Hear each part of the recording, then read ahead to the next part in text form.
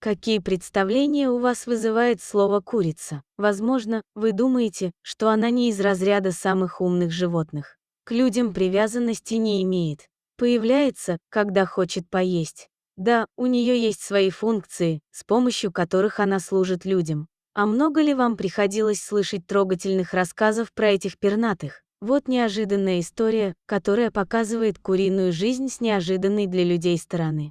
Владелец небольшой фермы как-то заметил, что одна из его кур – довольно общительная и спокойная птица. Не такая, как другие. Она не любила сидеть в курятнике. Пернатая предпочитала гулять по территории и общаться с другими обитателями фермы. Но в один из дней она начала вести себя как-то непонятно. Например, перестала сопровождать хозяина во время его ежедневных обходов фермы и не приближалась к другим животным. И вообще вдруг стала тихой. Сидела неподвижно в своем домике. Поначалу мужчина не очень-то был обеспокоен этим. Думал, что птица позже вновь начнет ходить с ним на прогулки. Однако даже спустя некоторое время ситуация ничуть не поменялась. Потрясенный этим хозяин заметил, что курица-гуляка не сдвинулась со своего гнезда ни на сантиметр. Что это с ней, думал фермер. Не заболела ли? Подошел к курице ближе и увидел, что она сидит не так, как обычно куры сидят на яйцах. Вроде как кого-то сторожит, охраняет.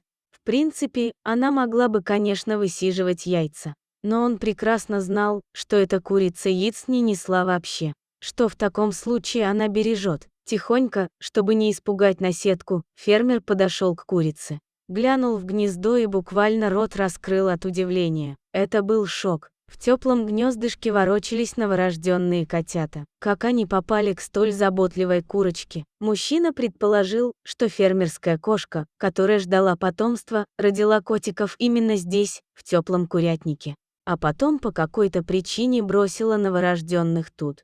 Добрейшая же курица не отважилась бросить котят погибать. И как могла, сохраняла их теплом своего тела. Надо ли говорить, как фермер был счастлив? Во-первых, его любимая курочка оказалась вполне здорова. А во-вторых, показала свой характер, продемонстрировала истинную доброту, не став разделять детенышей на своих и чужих.